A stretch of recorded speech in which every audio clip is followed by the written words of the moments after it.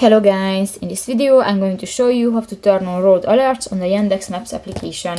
But first of all, I just want to mention, please don't forget to subscribe to our channel, because at 100,000 subscribers we are going to show you our YouTube revenue statistics and growth strategy, how to make money online. So let's jump into it. First of all, open the application on your device.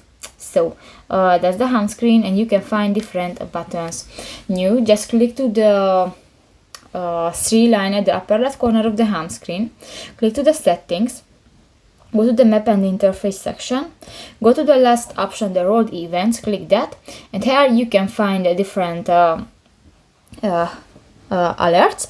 Actually, I use this function, but if you want to turn off, click to the next blue circle, and if it will be turned red, this function will be disabled. If you want to turn on, click that again, and that's it, and you can set different alerts.